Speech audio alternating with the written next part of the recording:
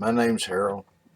Uh, things have been working out pretty good at the channel here lately. I've I've got sort of a team effort going now. We got Mario out there improving my logo, and we got Mr. Clement keeping me supplied with bar and flat metal stock, and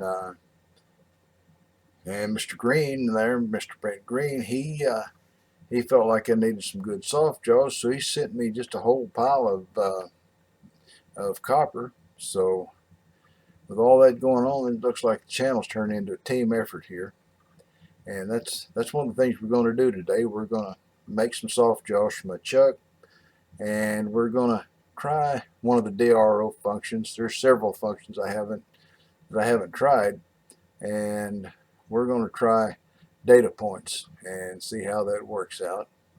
We'll build the jaws and then we'll do the data points. Before I get that far along, though, I guess I ought to give you a little education in trying to learn how to talk redneck. You know, that's spelled T-A-W-K. Talk redneck. You know, and I'll give you some of the words. We've got these things right here. These are tasty little boogers and a redneck delicacy. That says, to me, it says Vienna sausage. And they're, you know, little short sausages that are just spiced just right. And they make a great sandwich. Used to, when I was a kid, we lived south of Ringling, Oklahoma, and we'd go to Ardmore or Waurika for whatever we went there for. I don't know. I was a kid and I didn't care much about why we went, just so long as we went.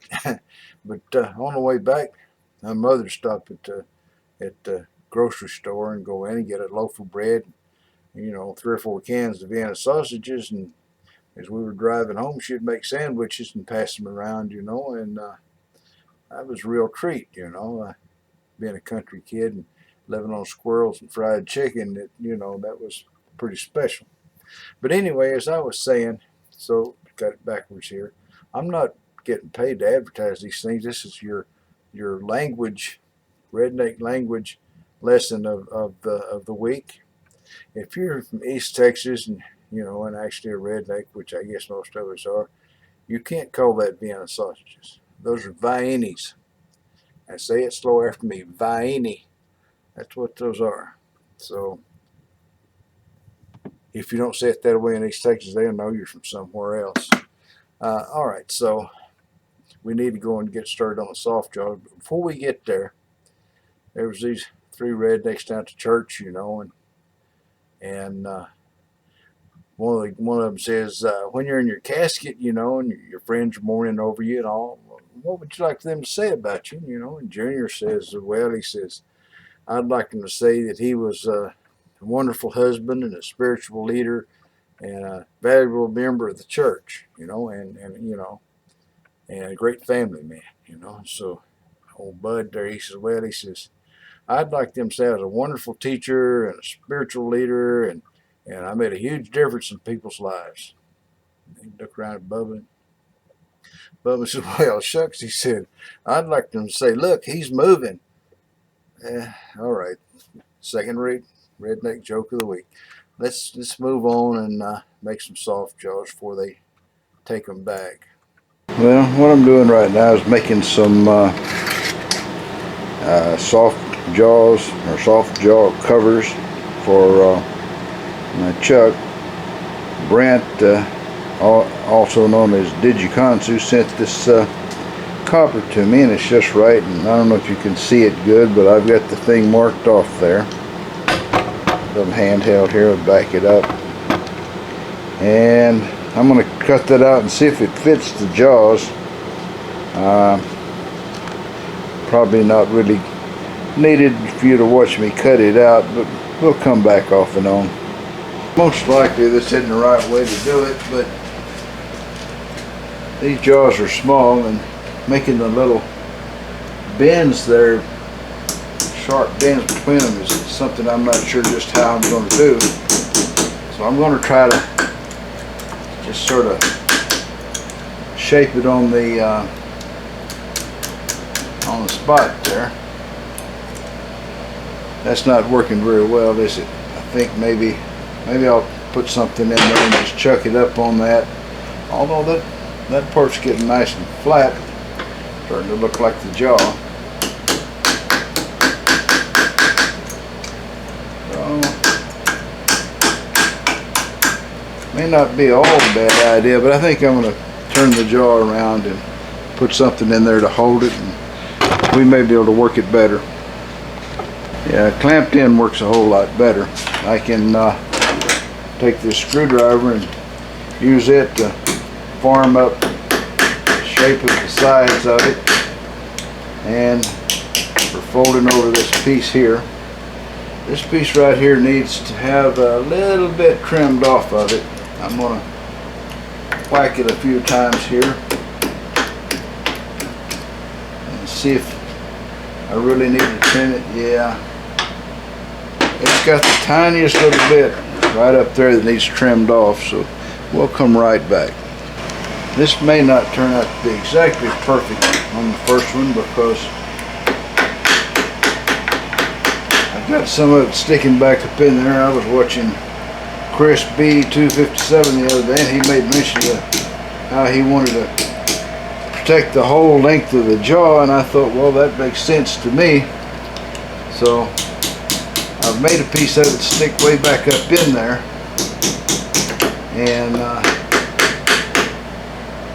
that's looking like it's going to stay on there pretty good once I get everything cut down to size. Those ends may be just a little bit long, but I think they're going to work out. That ought to make it fit really nice. Conform to the jaws good. Alright, I've got this little tail here that goes back up in there, and it needs a little more trimming itself. It's a little rough in places, and I'll just take it over here to the bench grinder and clean a little off here and here, dress up these corners, and then we'll come back and see if it fits.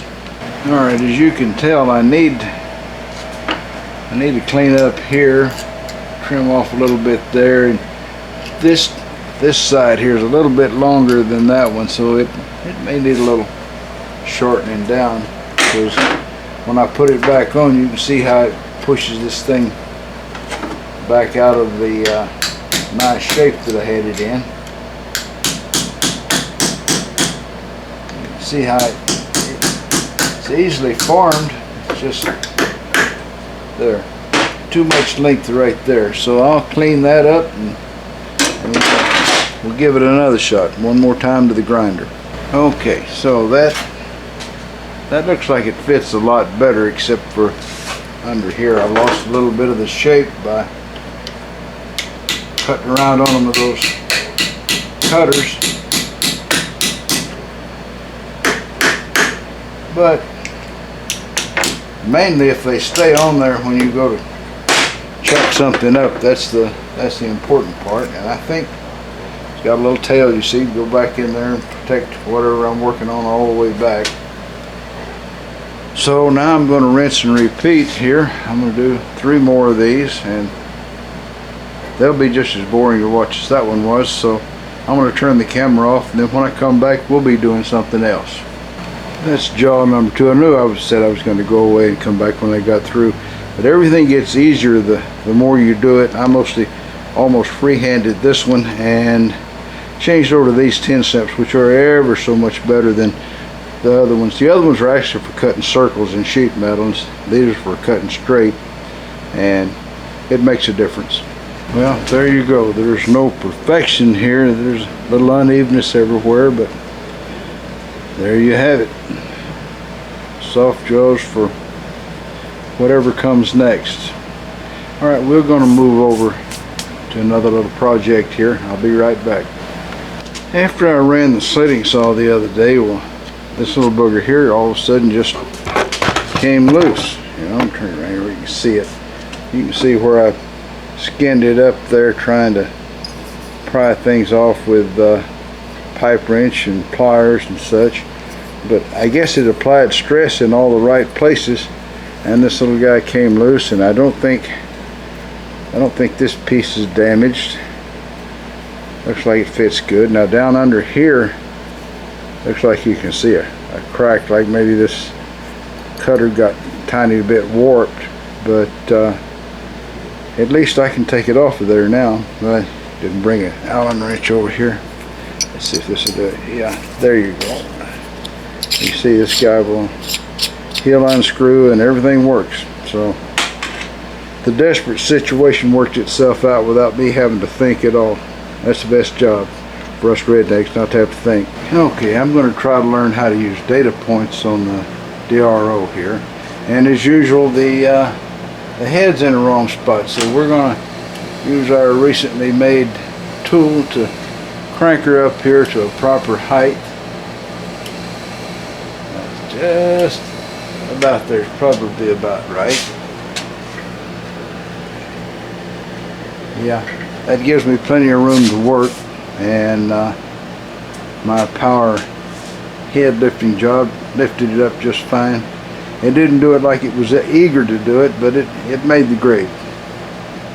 So I'll get that bit in there, and then we'll get set up on calculating data points. I've never used data points on this thing, but it's something that I should have done and I should learn to do. So what I need to do is, according to the book, set this thing up where X and Y is 0 over in the middle, which is okay with me. And we're going to call that 0. I'll just go down and punch a hole just to say, yeah, there's 0. Okay? Alright, that's 0 right there at that hole. And then we'll come over here and we'll zero out everything. Come on. I do that every time. Alright, come on now.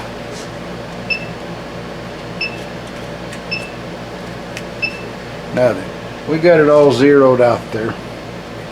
And I'm going to decide to move this thing around and put holes at various places. And I'm going to use data points to keep track of where the holes are at.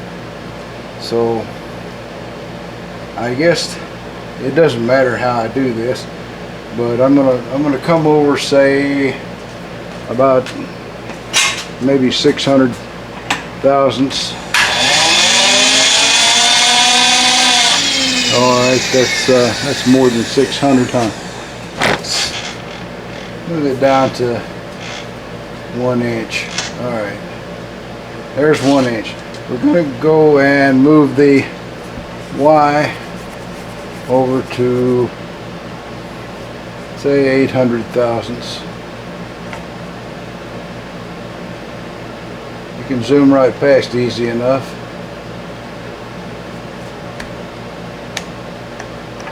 Alright, a couple of tenths off. This is a demonstration, so we can be a couple of tenths off and it won't kill anybody. Alright, so I'm going to tell it that this is the first data point. I'm going to go to data point number 1. I'm going to 0x, 0y.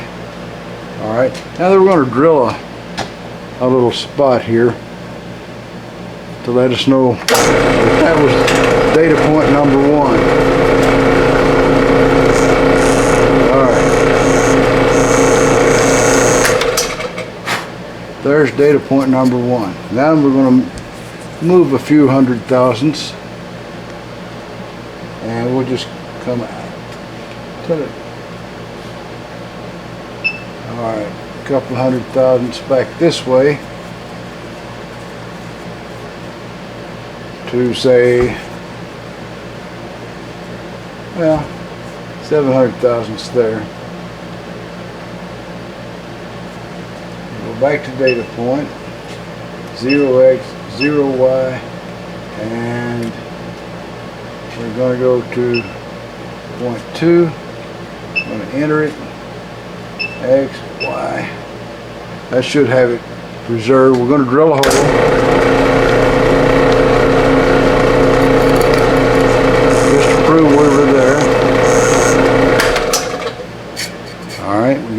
drilled. Now then we'll go a few hundred thousandths the other way.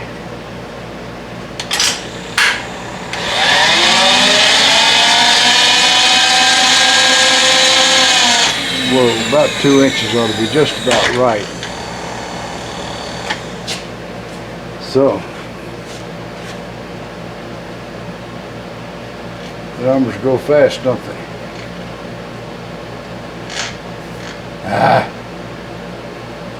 Alright, now then, and we're going to leave Y probably where it is.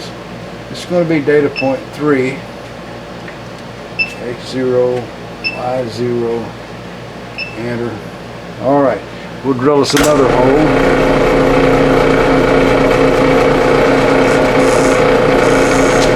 So we've drilled a hole there. That proves we were at this point. Now we'll move the Y back over this way. I'm trying to make them wind up on even numbers just so we can keep track of it. So there's 1.400.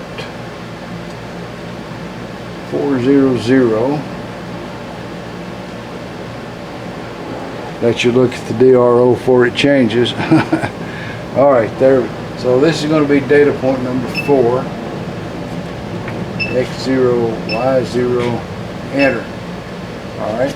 Then I can come out of this data point stuff and I'm going to add an absolute different number from where I was. So we'll just come over here. I should have told you I wanted to go to data point number 4. So I've got to come back to 0.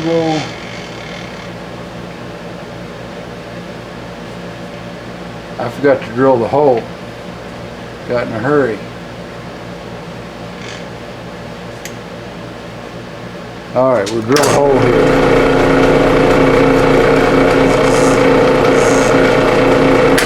Now you could have written that down or whatever. There's a lot of ways to do it. But I'm going to come back over here just somewhere. Alright? We're getting out of the data points. This is our absolute position. We're just out here someplace. Alright? Now those of you that were taking notes will be able to tell whether I get to the data point I want to or not. But let's go back to there, the data points, and tell them we want to go to 2. So we're going to have to crank the x-axis down to 0. The good thing about this, you can go back to your absolute measuring and do other things, and as long as your workpiece is still in the same place, you can come back. It'd be best if you say we're making several things, you had a stop set up, set each piece in exactly the same spot, and once you've got all the data points worked out, well, you can come back and duplicate them time after time, and even have the ability to do other things and use the DRO for other stuff in between. Alright, we're coming there to 0. We're going to go handheld and we're going to look at this, and we're going to zoom in on this little booger and see, is that it? Well, it sure looks to me like that's where we made our data point a minute ago. That's data point number 2. So undoubtedly that works. We can tell this little booger we want to go to data point 4. And that's the wrong way. Alright. A lot of cranking there. Should have used the motor, huh? Alright, that's getting closer to 0.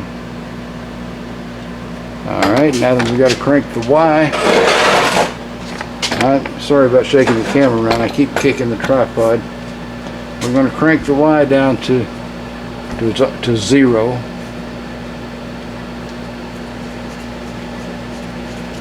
That'll take a little cranking also. Oh, too far.